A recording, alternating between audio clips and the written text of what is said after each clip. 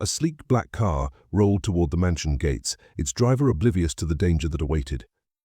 Just as the car gained speed, a little girl darted into the driveway, waving her arms frantically. "Stop. You can't drive this car," she screamed. Inside the car, the millionaire frowned in confusion. What could this strange girl possibly mean? Little did he know her next words would turn his world upside down. In the richest neighborhood of the city stood a huge mansion, surrounded by tall gates and perfect gardens. This was the home of Andrew Monroe, a self-made millionaire. Andrew had worked hard for everything he had, and people admired him for his brains and determination. From the large windows of his house, Andrew often looked out at his success with pride. He thought he had everything anyone could want: a thriving business, a beautiful home, and a loving wife. Living with him was his wife, Sophia, a beautiful and charming woman. She seemed like the perfect partner, always poised and graceful at social events. But deep inside, she wasn't happy. Andrew was so focused on his work that he didn't notice her growing resentment. Over the years, the distance between them had grown wider, though Andrew had no idea how much her feelings had changed. "Andrew, you're always working so hard," Sophia said one evening as they got ready for dinner. She adjusted her sparkling necklace and glanced at herself in the mirror. Her voice was soft, almost too soft, but there was a hint of something bitter in her tone. Andrew smiled and took her hand. "I'm doing it for us, Sophia. For our future," he said warmly. He thought he was reassuring her, but she turned away before he could see the flicker of frustration in her eyes. Sophia smiled back, but in the mirror, her eyes hinted at something Andrew didn't see. Behind her polite smile, she harbored a growing dissatisfaction with their life, a life she felt trapped in. To Andrew, everything seemed perfect, but to Sophia, it was a gilded cage. Outside the mansion, a little girl named Ella sat on the curb, holding an old, worn blanket. Ella was homeless and had learned how to survive on the streets. Even though life was tough, she was smart and full of determination. She watched the mansion curiously, not knowing that something dangerous was about to happen inside. Ella had been living in the shadows for as long as she could remember, scavenging for food and dodging trouble. Despite her tough circumstances, she was kind-hearted, always helping other street kids when she could. Tonight, she'd taken refuge near the mansion, drawn by its warmth and the faint smell of food drifting from its windows. But as she sat there, she had no idea that she was about to be pulled into a life-changing event. Sophia had been unhappy for years. Andrew gave her everything she could ask for: jewels, clothes, and a luxurious life. But she felt invisible because he spent so much time working. Her unhappiness turned into bitterness, and with the help of her secret boyfriend, Victor, she came up with a terrible plan. Victor was everything Andrew wasn't: spontaneous, exciting, and willing to listen to her complaints about her marriage. He had been whispering ideas into her ear for months, feeding her resentment until it boiled over into something sinister. Sophia began to believe that the only way she could be free was if Andrew was no longer in the picture. Late one night, Sophia met Victor in a quiet alley near the mansion. They had chosen the spot carefully, far from prying eyes. Sophia wore a long coat and sunglasses, while Victor stood in the shadows, looking around to make sure they were alone. "Everything's ready," Victor said in a low voice.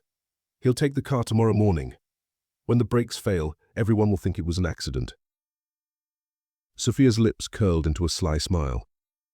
"Finally, we'll be free, and all his money will be ours," she said. Victor chuckled. "It's perfect. No one will suspect a thing." What they didn't know was that Ella was nearby, hiding behind some crates. She had taken shelter there for the night and overheard their entire conversation. Her sharp mind quickly realized what was happening. Andrew's life was in danger. Ella felt scared. She was just a homeless kid. Would anyone believe her? She thought about walking away, convincing herself it wasn't her problem.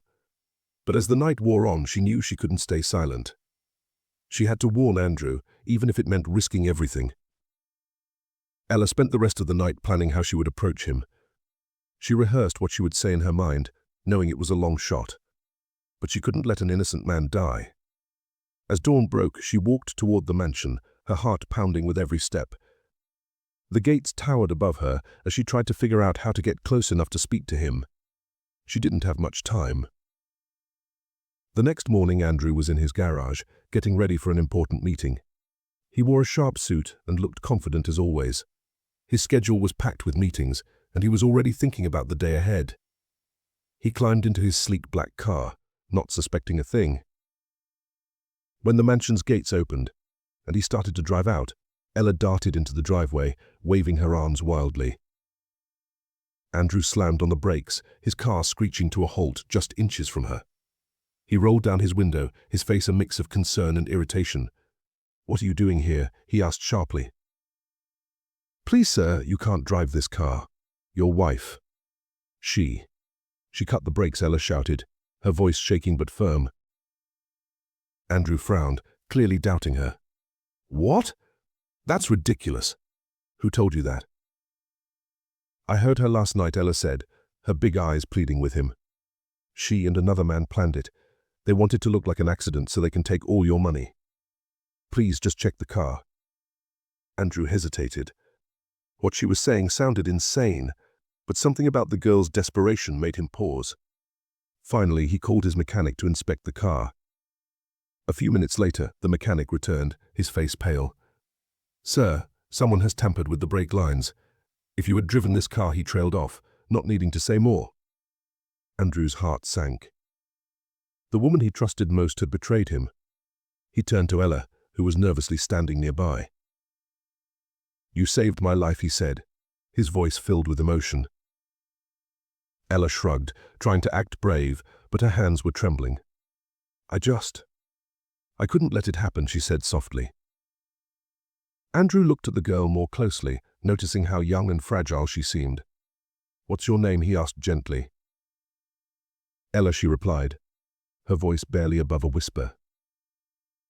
Andrew knew he couldn't confront Sophia right away. Instead, he came up with a plan to expose her.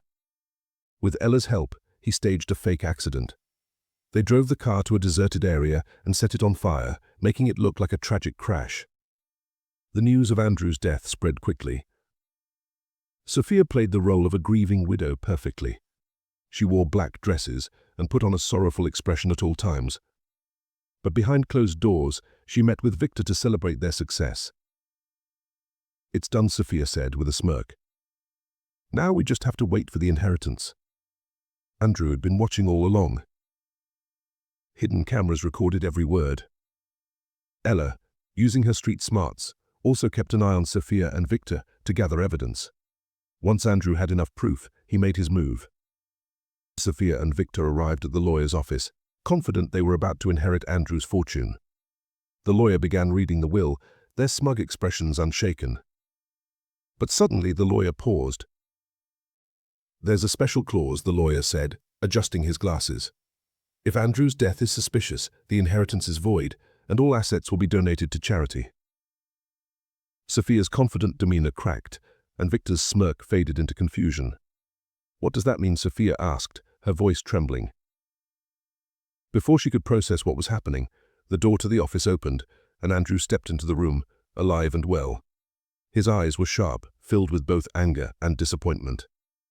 Sophia's face turned pale, as if she had seen a ghost. "Surprised to see me," Andrew said coldly, his gaze shifting between the two conspirators. Sophia stammered. "Andrew, I thought," but she couldn't finish her sentence. Andrew stepped forward, holding a file of evidence. "I know everything," he said firmly. "The cameras, the recordings, even your late-night meetings. You betrayed me, Sophia. Both of you." Victor tried to speak. "This isn't what it looks like," but Andrew cut him off. "Save your excuses," Andrew said sharply. "The police are already on their way." As if on cue, officers entered the room, handcuffing Sophia and Victor, who began shouting protests that fell on deaf ears. As they were taken away, Sophia screamed, "You can't do this. You loved me." Andrew stood tall, his voice steady.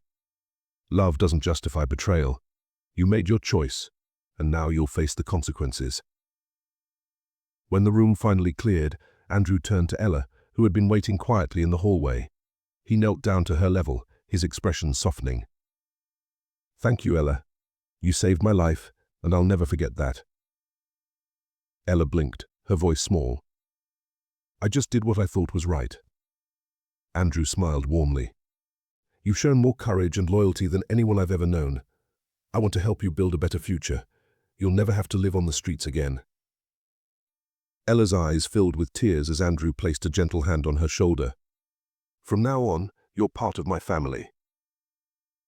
As they walked out of the office together, Andrew felt a sense of peace. He had lost people he thought he could trust, but he had gained someone who showed him the true meaning of loyalty and bravery. This story reminds us that courage and kindness can change lives. If you believe in doing what's right, even when it's hard, share this story with someone who needs inspiration today. And don't forget to subscribe for more stories of hope and redemption.